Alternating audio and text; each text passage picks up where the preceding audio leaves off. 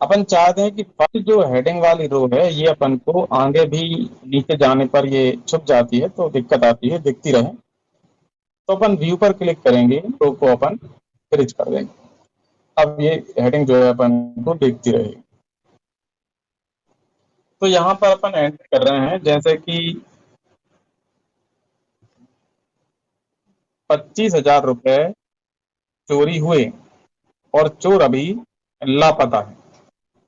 तो अपन लिखेंगे बाय में लॉस का नाम, लॉस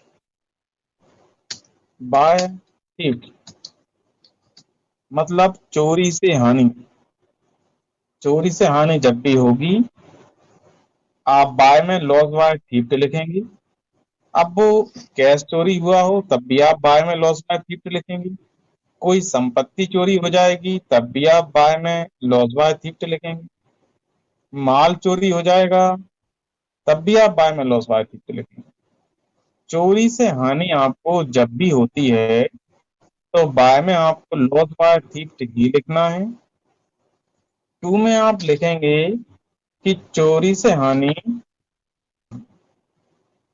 जैसे चोरी से हानि कैश की हो गई है तो आपने लिख दिया कैश अकाउंट, माना कि किसी ने कैश चुरा लिया है तो by loss by theft account to cash account, और सामने आप अमाउंट लिख देंगे, माना कि 25,000 रुपए की चोरी हो गई है तो आपने 25,000 रुपए लिख दिया।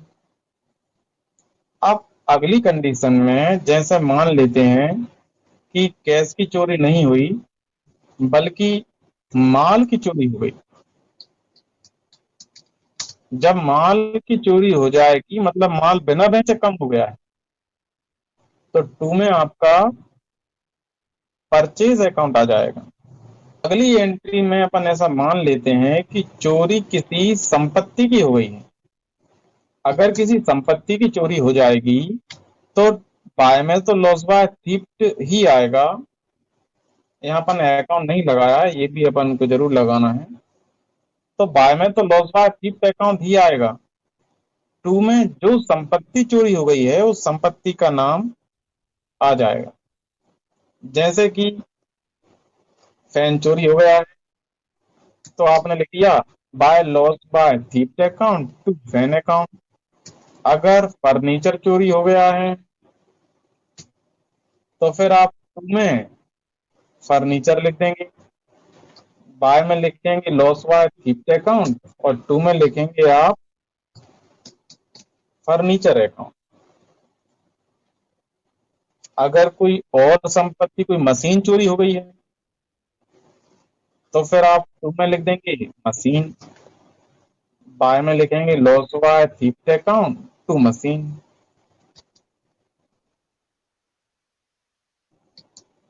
थोड़ी मशीनरी अगर चोरी हुई है, ज्यादा मशीन हो गई तो आप टू मशीनरी अकाउंट लिख देंगे। यदि कंप्यूटर चोरी हो गया है तो फिर आप bye loss by theft account और टू में लिख देंगे कंप्यूटर अकाउंट। जो भी संपत्ति चोरी हो जाएगी आप बाय में तो लॉस बाय थीफ्ट अकाउंट ही लिखेंगे, टू में आप जो संपत्ति चोरी हो गई है आप उस संपत्ति का नाम लिख देंगे। इस तरह से आप कर सकते हैं। कर लेंगे सर आप। परचेज कब कोई लिखेंगे? भी क्या, सर परचेज कब लिखेंगे? आप उस समय लिखेंगे जब माल चोरी होगा। माल चोरी हो जाता है तो टू में आ जाता है परचेज। माल क्या होता है? जिसका अपन अपने बिजनेस में क्रय विक्रय करते हैं, जिस वस्तु का हम क्रय विक्रय करते हैं वो माल। अगर माल चोरी हो गया तो हम टू में लिखेंगे परचेज, क्योंकि जब माल चोरी होता है तो माल बिना बेचे कम हो रहा होता है, और जब भी माल बिना बेचे कम होगा तब तक टू में परचेज आएगा। और संपत्ति चोरी होती है उसका नाम लिखते हैं। संपत्ति क्या होती है? संपत्ति जिसका हम उपयोग करते हैं, जिसका हम यूज करते हैं, वो संपत्ति होती है। अच्छा, आप लोग समझते नहीं है कि क्या संपत्ति है क्या माल है, आपको समझ में नहीं आता तो हम समझा देते हैं।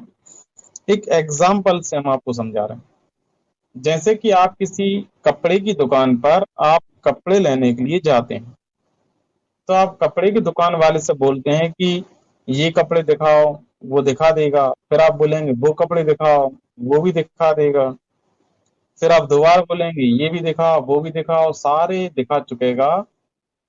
फिर वो आपसे ये बोलेगा कि 10 दिन बाद या 5 दिन बाद नया माल आने वाला है, कुछ नई वैरायटीज के कपड़े आएंगे, आप उस समय आ जाना तो हम आपको दिखा देंगे, और नए नए डिजाइन वाले हम आपको दिखाएंगे।